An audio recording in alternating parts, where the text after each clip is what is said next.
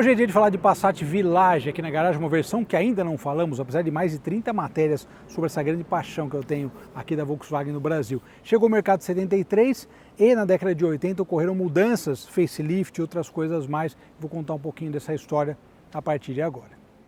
Saudações, pessoal! Hoje é dia de falar sobre um modelo que nunca falamos aqui na garagem, o Volkswagen Passat. Bom, brincadeiras à parte, já gravamos 36 matérias com Passat, essa é a 37ª e teremos muito mais, porque Passat é uma das minhas paixões automotivas, gosto muito, a gente fala de carros todas as marcas, mas o Passat realmente é um carro que eu tenho um apreço especial também, né? Tem bastante coisa que eu gosto. Mas o Passat é um carro bem legal, porque a importância dele no mercado da indústria automobilística nacional é imenso. Desde que ele chegou ao mercado lá em meados da década de 70, rompendo, é uma história que eu conto sempre, mas sempre tem que contar, ele iniciou uma nova fase, né? Saíram os Boxer R, quer dizer, continuaram, mas houve aquela ruptura, digamos assim. A Volkswagen só vendia carro com Boxer R e o Passat veio com motor a água, arrefecido a água, e isso causou uma certa revolução no mercado e, logicamente, isso foi comprovado que essa mudança foi muito bem-vinda e o carro foi muito bem aceito pelo público. Então, na década de 70, depois de 78, o Salão do Automóvel, aquela mudança da frente, também vendeu bem. 83, uma nova mudança, um facelift. E depois disso, desse primeiro momento, a chegada da versão GTS, o GTS Pointer também, um carro icônico, né, dos esportivos dos anos 80. Mas o que aconteceu na sequência é que, na metade dos anos 80, o Passat acabou perdendo um pouquinho desse, digamos, do estilo dele, né, de mercado, o sucesso de vendas do mercado. Isso porque, logicamente, existiam outros modelos no mercado, outras opções e, logicamente, o público vai acabar olhando para isso também. Então, na metade dos anos 80, o Passat tinha perdido um pouco dessa aura mágica. Mesmo a versão GTS Pointer vendendo bem, sendo um carro aí de nicho, mas é um carro de nicho, claro. Então, vende bem, mas num segmento não em volume. E daí, a Volkswagen lançou o Village. O Village foi algo diferente, foi uma ideia como se fossem as raízes, né, do Passat, um Passat até mais simples na concepção, mas que novamente, com um preço bastante atraente, passou a atrair também esse público todo. E eles falaram, não, pô, o Passat ainda é um bom negócio. E dessa forma ele começou a vender bem e virou um marco para a Volkswagen. Teve outros carros, outras versões que a gente tem que andar, inclusive do Passat na época, mas o Village ele é bem significativo. A gente falou de um Passat dessa época do Iraque, né, o LSE, famoso Iraque, mas sem dúvida nenhuma que o Passat, o Village, eu acho que é a versão que ela tem uma importância histórica grande num outro momento já da Volkswagen, do lançamento do Passat inicial, ou seja, curioso, né, historicamente falando. Em 83, como eu falei, ocorreu aquele facelift, aquela mudança, e o que a gente tem em 86 também é uma mudança nesse sentido. Então, o primeiro destaque desse carro é a dianteira. A gente tem essa frente com os 4 faróis, né, os faróis bipartidos. Outra questão interessante que mudou também em 85, a questão dos para-choques, esses para-choques envolventes. A gente até então tinha aquele para-choque mais fino, com um estilo bastante próprio, e aqui o para-choque envolvente ele deu um corpo, né, para o Passat, ficou um estilo aí acertado em relação a outros modelos da época. Seguindo por aqui, uma outra coisa que eu gosto desses carros é esse jogo de rodas de 13 polegadas. A gente já fez matéria com Paraty, que tinha esse jogo de rodas, com um Passat GLS 83 com motor AP 1.8, vocês lembram? Com essa roda também. É que com o para-choque mais fino, essa roda ela fica diferente. Com esse para-choque envolvente, a gente tem uma percepção que a roda é ainda menor, uma roda 13, claro, uma roda pequena, mas com aquele para-choque fininho, parece que ela é um pouquinho maior, ela cresce um pouco a roda, é interessante essa questão. E logicamente a gente está falando do mesmo Passat que foi vendido a sua vida toda aqui no Brasil sem mudança, só os facelifts. E aqui na traseira também, além do para-choque envolvente, essas lanternas fumê que davam um toque um pouquinho diferente, além do logo, né, o Passat GL Village. Muito bem, agora eu vou falar da parte interna. Olha uma coisa interessante, bom, essa maçanetinha clássica de Passat, som de porta, né? Eu adoro, cara, isso. Olha, e o estado geral desse carro tá muito bacana. Olha só essa padronagem de banco cinza, né? Muito bonito, vale ressaltar. Olha o detalhe também do banco traseiro, olha só. Até esse cheiro de Passat. Um pouquinho diferente dos Passat do começo dos anos 80, mas fica aqui o registro. Em 1986 aconteceu algo interessante. Aqui a gente tem o vento. O vento não, o sol está incidindo exatamente assim. Mas enfim, vamos dar um jeito aqui. Em 86 aconteceu uma coisa interessante, que o Passat passou a ter o painel do Santana. Olha só o detalhe do painel, conta giros à direita, tem ali um econômetro ali, né, que ele vai te mostrando a troca das marchas, né, com aquela luzinha amarela, e o velocímetro. Muito bacana nessa questão ter trocado o painel, eles deram uma atualizada, para-choque envolvente e também essa mudança de painel. Eu gosto mais do antigo, mas esse painel também ficou bem dentro da proposta.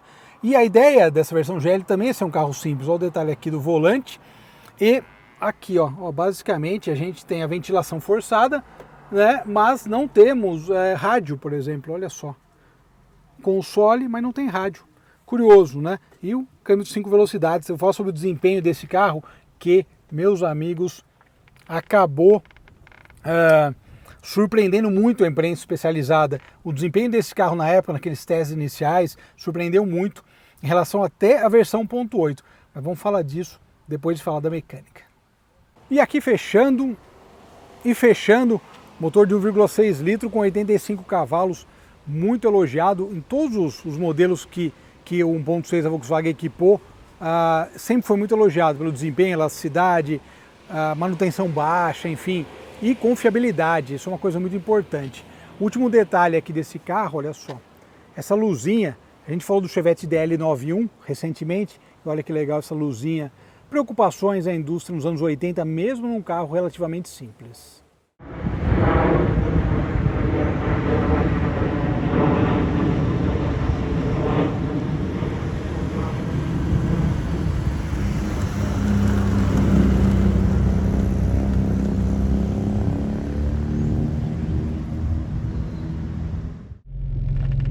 Muito bem, Passat Village. Esse ronquinho de Passat é uma delícia. Aliás, o Village, como eu expliquei e falei na matéria, uma versão que faltava.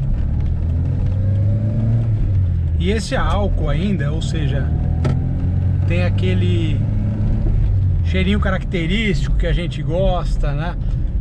E faz toda a diferença na hora de dirigir. Bom, a primeira impressão, que é bem clara, mas é até óbvia, mas é interessante, é que esse Passat praticamente da última fase, ele seguiu sendo um carro interessante de guiar. Essa é uma característica que o Passat manteve em toda a sua história, e é uma característica muito positiva. Dirija um Passat quando você puder, porque eu tiver uma oportunidade. Os Passat têm uma dirigibilidade muito atual. Você pode pegar a década de 70, ok, tem aquela mudança do trambulador e tal, mas se você pegar um 7.8 já, um 7.7, houve a mudança do câmbio, antes não é ruim, mas só para, né, dentro da ideia, né, que o pessoal comenta de modo geral, você vai ver que ele é um carro muito bem acertado, sabe assim? Eu acho que é uma das características mais legais desse carro, que é tão querido aqui no Brasil e que, como eu expliquei mais uma vez no início, né, e comentei no início, ele teve uma história fundamental na trajetória da Volkswagen no Brasil, né? Mudou o modo da Volkswagen de ver o mercado, inclusive. Começou lá fora com o Golf e daí chegou aqui com o Passat.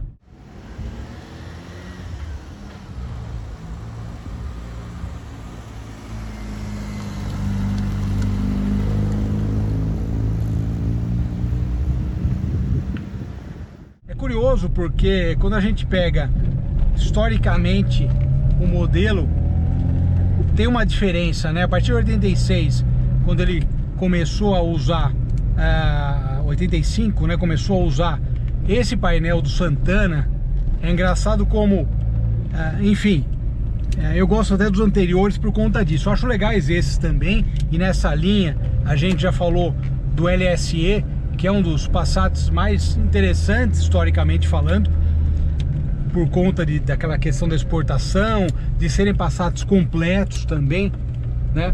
Isso é uma característica bem bacana. Mas, além disso, né, eu acho que o que é interessante do Passat é que ele manteve essa característica da dirigibilidade. E o painel, aquele painel, ele acaba evocando coisas clássicas, né? Por isso que eu adoro aquele painel que foi até 84, né? Realmente já ele muda um pouquinho, né, a ideia do carro, mas mesmo assim esse painel do Santana ficou ótimo, né? Eles conseguiram, é o que eu falei, eles conseguiram atualizar o Passat para dar mais uma sobrevida. E acabou sendo algo interessante, porque a revista Quatro Rodas fez a avaliação e eles comentam justamente isso, né? Eles falam, pô, o Passat, ele acabou, mais do que uma sobrevida, ele acabou ganhando fôlego no mercado.